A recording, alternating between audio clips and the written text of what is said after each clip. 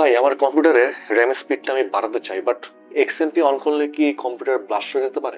অনেকেই মজা করে এমন কথা বলে থাকে, কিন্তু আসলে র্যাম ওভারক্লকিং এমন কিছু জটিল ব্যাপার না। অন্যদিকে এটি আবার এমন কিছু না যে যে কেউ এটা অন করে বসবে। তো আজকে আমরা একদম সহজ ভাষায় বুঝবো যে এক্সএমপি বা ডিওসিপি আসলে কি, র্যাম ওভারক্লক করলে আসলে কি স্পিড বাড়ে, পারফরমেন্স কতটা বাড়ে, 1%, 10% নাকি আরো বেশি, আপনার সিস্টেম কি ক্র্যাশ করবে। মানে এই ভিডিও দেখার পর র্যাম ওভারক্লকিং নিয়ে আপনার মাথায় আর কোনো কনফিউশন থাকবে না। তাহলে চলুন শুরু করা যাক।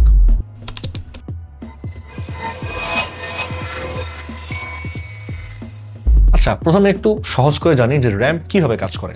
র্যাম বেসিক্যালি কাজ করে একটা প্রসেসরের টেম্পোরারি টাস্ক টেবিল হিসেবে। আপনার কম্পিউটার যখন কোনো অ্যাপ, ব্রাউজার, গেম বা ফাইল ওপেন করেন, এসব ডেটা প্রথমে স্টোরেজ থেকে র্যামে আসে। কারণ র্যাম অনেক ফাস্ট কাজ করে, তাই সিপিইউ এখান থেকে ডেটা খুব ফাস্ট নেয় অ্যান্ড প্রসেস করে। আপনি যে উইন্ডো খুলে রেখেছেন, যে ট্যাব চালু রেখেছেন, সব র্যামে লোড থাকে যাতে এক ক্লিকেই তা সঙ্গে সঙ্গে খুলে যায়। কিন্তু র্যামের ডেটা পার্মানেন্ট না। কম্পিউটার শাটডাউন করলে বা পাওয়ার চলে গেলে র্যামের সব ডেটা ইরেজ হয়ে যায়। তাই র্যামকে বলা হয় ভোলাটাইল মেমোরি, যা স্পিড দেয়, যে কোনো টাস্ক ফাস্ট করে এবং সিপিইউকে কোনোভাবেই ওয়েট করতে দেয় না বা আইডেল থাকতে দেয় না। তো র্যামের স্পিড যত বেশি হবে, গেমের লোডিং টাইম তত কম হবে, ক্রোমে ট্যাব সুইচ করা ফাস্ট হবে, ভিডিও এডিটিং সফটওয়্যার খুব স্মুথ লাগবে, প্রোগ্রামিং আইডি হ্যাং করবে না। র্যামের পারফরমেন্স ডিপেন্ড করে দুটো জিনিসের উপর। প্রথমত ফ্রিকোয়েন্সি, মানে মেগাহার্টজ, র্যাম কত ফাস্ট যেটা আদান প্রদান করতে পারে বা ট্রান্সফার করতে পারে। তারপর টাইমিং বা latency, like RAM স্পেসিফিকেশনে CL16, CL18 এরকম প্যারামিটার দেখে থাকবেন। এগুলো দিয়ে বোঝায় র্যামে কোনো কমান্ড দেওয়া হলে কত ফাস্ট রেসপন্ড করে। এখন র্যাম ওভারক্লকিং মূলত এই স্পিড বাড়ানোর প্রসেস। কিন্তু প্রশ্ন হচ্ছে এক্সএমপি বা ডিওসিপি আবার কি? চলেন সেটা একটু জেনে নিই। এক্সএমপি মানে হচ্ছে ইন্টেলের এক্সট্রিম মেমোরি প্রোফাইল, আর ডিওসিপি হলো সেম AMD মাদারবোর্ডে এক্সএমপি।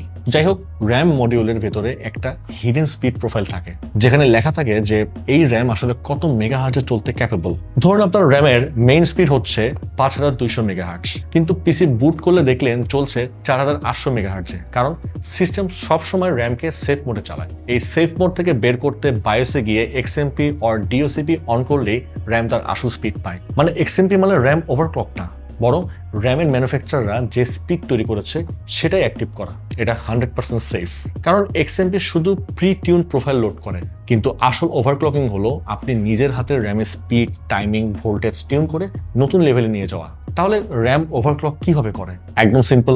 প্রথমে বায়োসে ঢুকতে হয়, এক্সএমপি অর ডিওসিপি অফ বা ম্যানুয়াল মোড অন করবেন, এক্সএমপি প্রি ডিফাইন্ড স্পিডে রাখবেন, ম্যানুয়ালি ওসি হলে আপনি নিজে স্পিড সেট করবেন। আসল ওভারক্লকিং করতে হলে ম্যানুয়ালে যেতে হবে। RAM frequency step by step বাড়ান। ধরুন আপনার বেস স্পিড হলো 3200 মেগাহার্টজ, ওভারক্লকিং শুরু করার safe range, first step 3333 megahertz, তারপর 3400 মেগাহার্টজ, তারপর 3466 মেগাহার্টজ, তারপর 3600 মেগাহার্টজ। প্রয়োজন হলে ডিরাম ভোল্টেজ অ্যাডভান্স করুন। DDR4 এর জন্য সেফ ভোল্টেজ রেঞ্জ হচ্ছে 1.20 ভোল্ট, যেটা ডিফল্ট থাকে।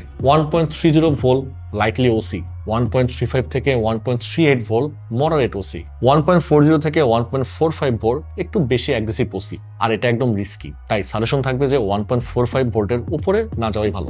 তারপর টাইমিং, ক্যাশ লেটেন্সি টিউন করা। এখানে স্কিল লাগে ভাই।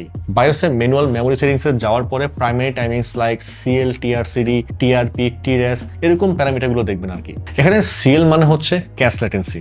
ডিফল্ট টাইমিং থাকে লাইক 16, 18, 18, 36। ওসি টাইমিং করতে পারেন 18, 20, 20, 40। তারপর সব সেট হলে মেম টেস্ট 86 বা AIDA64 stress test or OCCT memory test দিয়ে মিনিমাম 30 মিনিটস মেম টেস্ট বা স্ট্রেস টেস্ট দিয়ে স্টেবিলিটি চেক করুন। যদি এরর দেখেন বুঝবেন টিউনিং স্টেবল হয়নি। টাইমিংটা বাড়াতে হবে বা ভোল্টেজ স্লাইটলি কমাতে হবে, লাইক 0.02 থেকে 0.03 ভোল্ট। বাট কিছু জিনিসে অবশ্যই কেয়ারফুল থাকবেন। ভুল টিউনিং করলে বুট ফেলার হতে পারে, র্যাম বা মাদারবোর্ড ক্ষতি হতে পারে। যদি এক্সপিরিয়েন্স থাকে তাহলে চেষ্টা করা উচিত। আর মোবাইল সেগমেন্টের মাদারবোর্ড লাইক ল্যাপটপ, মিনি পিসিতে র্যাম টাইমিং সাধারণত টিউনিং করা যায় না, চেষ্টা করারও কোনো প্রয়োজন নেই আপনাদের। ওকে, আপনাকে একটা সেফ র্যাম ওভারক্লক চেকলিস্ট দেই। স্টেপ বাই স্টেপ ফ্রিকোয়েন্সি বাড়ান, ভোল্টেজ 1.45 ভোল্টের নিচে রাখুন, টেস্ট ছাড়া কখনোই মনে মনে স্টেবল ভেবে নেবেন না। টেম্পারেচার 45 ডিগ্রি সেলসিয়াস থেকে 50 ডিগ্রি সেলসিয়াস রেঞ্জে রাখুন। চাইলে আপনি XMP plus memory timing mix করতে পারেন। তাহলে আমরা বুঝলাম যে এক্সএমপি শুধু র্যামকে তার ম্যানুফ্যাকচারার টেস্টেড স্পিডে চালায়। এটা সেফ অ্যান্ড বিগিনার ফ্রেন্ডলি। কিন্তু রিয়েল র্যাম ওভারক্লক হলো আপনার নিজের হাতে speed plus timing plus voltage tune করে অপটিমাল পারফরমেন্স বের করে আনা। তো যাই হোক, আজকের ভিডিও এখানে শেষ করতে হচ্ছে। যদি ভিডিও ভালো লেগে থাকে তাহলে অবশ্যই শেয়ার করতে ভুলবেন না, আর যদি কোনো ধরনের কোয়ারিজ থাকে তাহলে অবশ্যই কমেন্টস করতে ভুলবেন না। আজ চলো যাচ্ছি, দেখা হবে পরে কোনো ভিডিওতে নতুন কোনো টপিক নিয়ে। সে পর্যন্ত ভালো থাকুন, সুস্থ থাকুন।